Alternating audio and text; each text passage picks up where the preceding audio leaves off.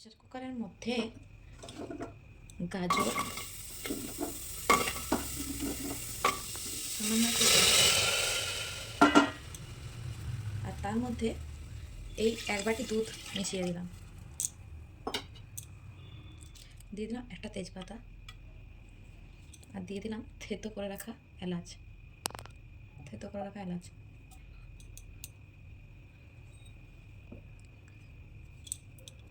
এবার প্রেসার কুকারটা বন্ধ করে দেবো। প্রেসার কুকার বন্ধ করে দিলাম। প্রেসার কুকার বন্ধ করে হাই ফ্লেমে একটা সিটি আর লো ফ্লেমে 2টো সিটি দেবো।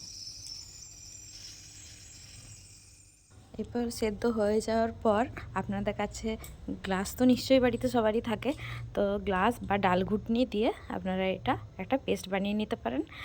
আমি তো এই দুধের যে হাতাটা থাকে সেই হাতা দিয়ে আমি এরকমভাবে পেস্ট বানিয়ে নিয়েছি। তো দেখুন আমার এটা বেশিক্ষণ টাইম লাগেনি, প্রায় 2 মিনিটের মতো লেগেছে। তারপর চিনি দিয়ে দিচ্ছি। এই সময় গ্যাসের চুলাটা জ্বালিয়ে দেবো আবার। তো আমার রেসিপিগুলি যদি ভালো লাগে থাকে তো অবশ্যই লাইক কমেন্ট শেয়ার সাবস্ক্রাইব করতে একদম ভুলবেন না।